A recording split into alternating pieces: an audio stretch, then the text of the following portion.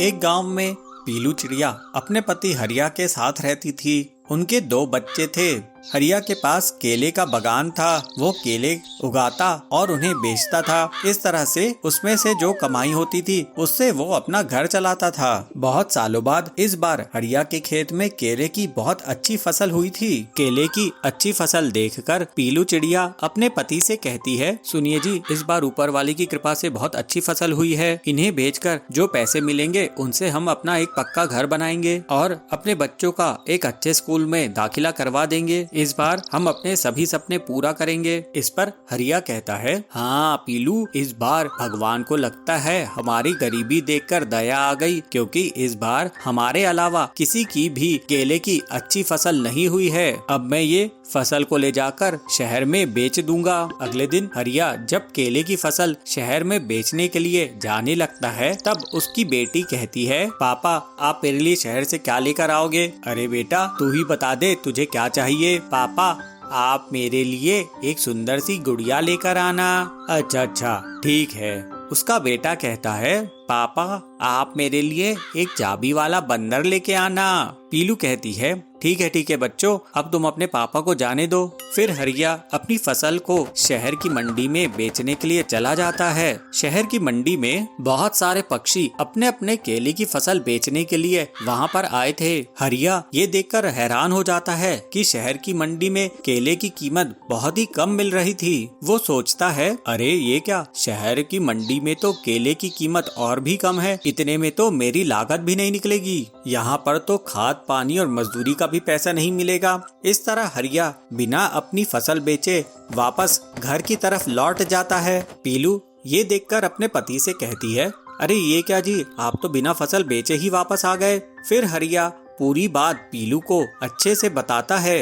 हरिया की बात सुनकर पीलू बहुत दुखी हो जाती है और वो कहती है, हे भगवान, अब हमारा गुजारा कैसे होगा? एक काम करती हूँ, इन केलों को मैं अलग से रख देती हूँ और हम अब बस अपना गुजारा केला खाकर ही किया करेंगे।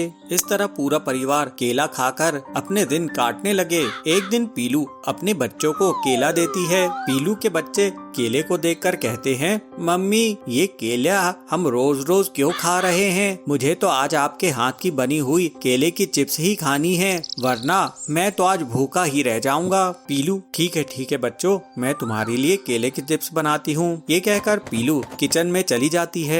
फिर पीलू मेहनत से केले के चिप्स तैयार करती है। पीलू, आओ बच्चों, तुम्हारे केले के चिप्स तैयार हैं। फिर बच्चे केला चिप्स खाते हैं और उन्हें बहुत मजा आता है। माँ, आज के केले के चिप्स तो पहले से भी ज्यादा टेस्टी हैं। फिर पीलू भी उन चिप्स को खा के देखती है। उसे विश्वास नहीं हो रहा था कि उसने केले के इतने स्वादिष्ट चिप्स बनाए हैं। फिर हरिया भी उन केले के चिप्स को खाकर देखता है। हरिया पीलू से कहता है, वाह पीलू, ये तो बहुत ही स्वादिष्ट हैं। मैंने तो पहले कभी केले के चिप्स खाए भी नहीं थे। ये मैं पहली बार खा रहा हूँ और मुझे ऐसा लग रहा है कि मैं और खाता जाऊँ। क्यों ना तुम कल से केले के चिप्स बनाने लगो, फिर मैं उन्हें बाजार में बेच आया करूँगा। वैसे भी हमारे पास जरूरत से ज्यादा केले रखे हुए हैं। और अगले दिन से पीलू चिड़िया घर में केले के चिप्स बनाने लगती हैं। हरिया उन्हें पैक करके बाजार में ठेला लगाकर बेचने लगता है और उसके ठेले में बहुत से लोगों की भीड़ लग जाती है। सब लोग केले के चिप्स की बहुत तारीफ करते हैं और इस तरह से उनका काम धंधा चल निकलता है। पीलू हरिया से कहती है, सुनिए जी, हमें केले के चिप्स बनाकर बहुत फायदा हुआ है। ये केले की फसल हमारे लिए बहुत अच्छी हुई। अब हर साल हम सिर्फ केला ही उगाया करेंगे। हाँ पीलू, अब हमें केले की फसल को बाजार में बेचने की कोई जरूरत नहीं रहेगी। अब हमें चिंता भी नहीं रहेगी कि केले की फसल बिकी कि नहीं। ये लो कुछ पैसे, अब बच्चों का हम अच्छे स्कूल में दाखिला करा देते हैं। पीलू के हाथ के बने चिप्स बहुत प्रसिद्ध हो गए। फिर ये परिवार हंसी खुशी रहने लगा।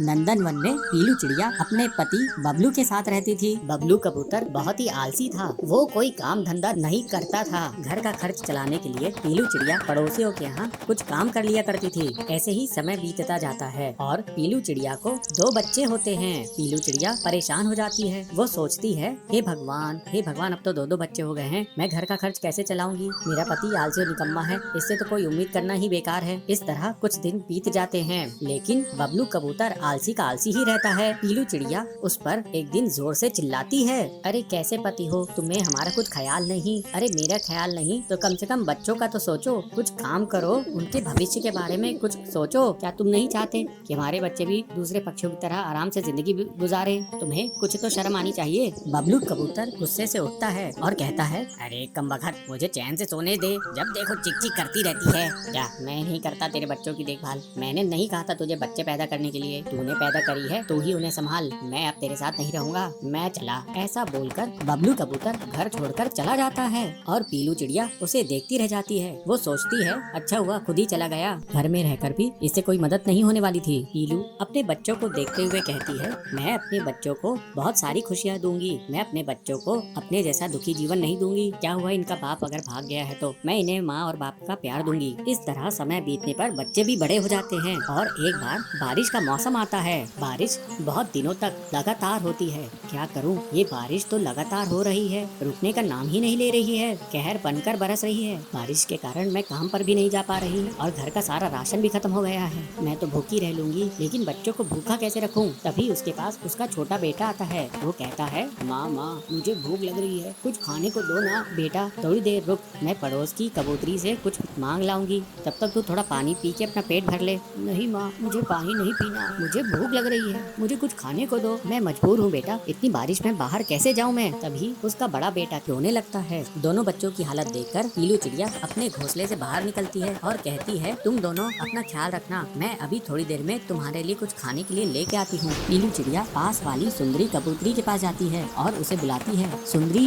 ओ सुंदरी बहन, थोड़ा बाहर तो आओ। बहन मुझे थोड़ा अनाज दे दो, मेरे बच्चे भूख से तड़प रहे हैं। इतनी बारिश में तुम्हें तुम्हारी मदद नहीं कर सकती पीलू चिड़िया, अब तुम यहाँ से चली जाओ। पीलू चिड़िया निराश होकर अपनी एक अमीर सहेली के घर जाती है। पीलू बहन, मेरे बच्चे 2 दिनों से भूखे हैं, मुझे कुछ अनाज दे दो, तुम्हारे पास तो पैसे भी हैं। ये लो पीलू, 1 बोरी अनाज, इससे तुम्हारा कुछ दिन तक काम चल जाएगा। अब जल्दी जाओ और जाकर अपने बच्चों को भोजन कराओ, वे भूखे होंगे। बहुत बहुत धन्यवाद बहन, तुमने सच्ची सहेली होने का फर्ज अदा किया है। पीलू अनाज की बोरी लेके अपने घोंसले की तरफ उड़ के जाती है। वो दोनों बच्चों को खाने के लिए अनाज देती है। वो दोनों बच्चे भोजन करके सो जाते हैं। कुछ दिनों बाद बारिश रुक जाती है। फिर पीलू चिड़िया खुशी खुशी काम पे जाती है और मेहनत करती है। मेहनत करके वो काफी धन जमा कर लेती है, जिससे वो अपनी सहेली का उधार भी चुका देती है और अपने बच्चों की अच्छी परवरिश करती है। इस तरह पीलू चिड़िया अपने दोनों बच्चों का जीवन सुधारने में सफल होती है।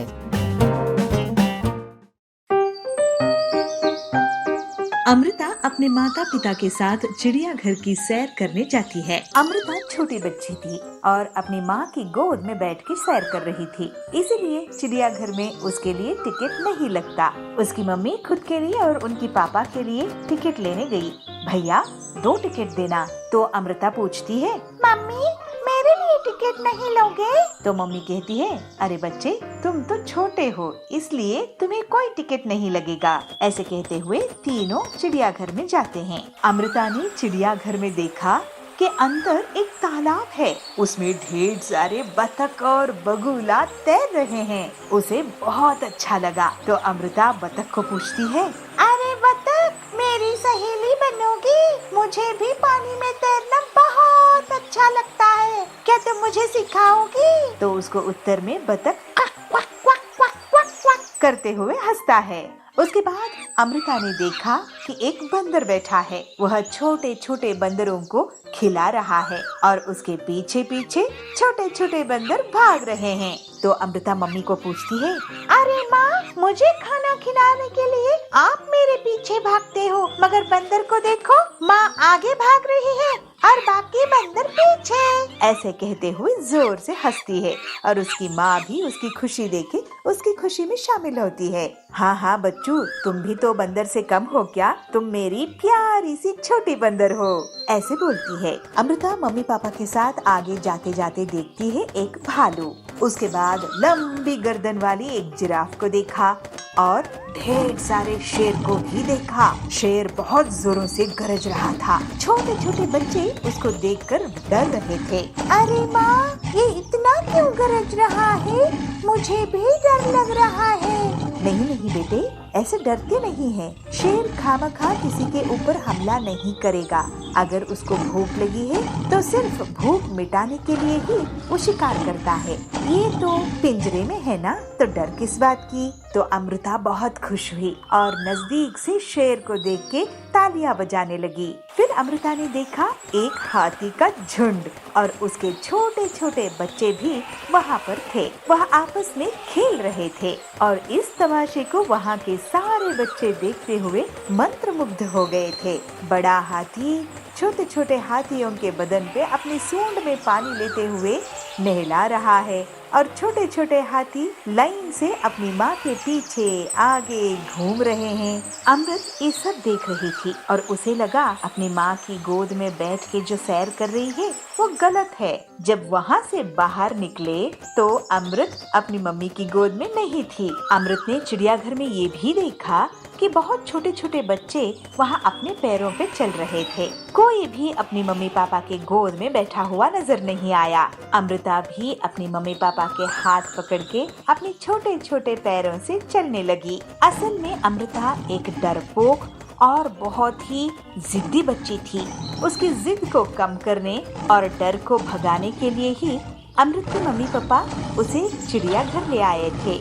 अमृता खुद अपनी प्रेरणा से बिना गोद में बैठे चलते हुए देख के उसकी मम्मी पापा को बहुत खुशी हुई। इतना ही नहीं, अमृता चिड़ियाघर में रेलगाड़ी में भी सैर किया और ऊंट की सवारी भी की। सदैव बच्चे अनुकरण से सीखते हैं। बच्चों के मन के विकास के लिए उन्हें दुनिया का रूप दिखाना जरूरी होता है।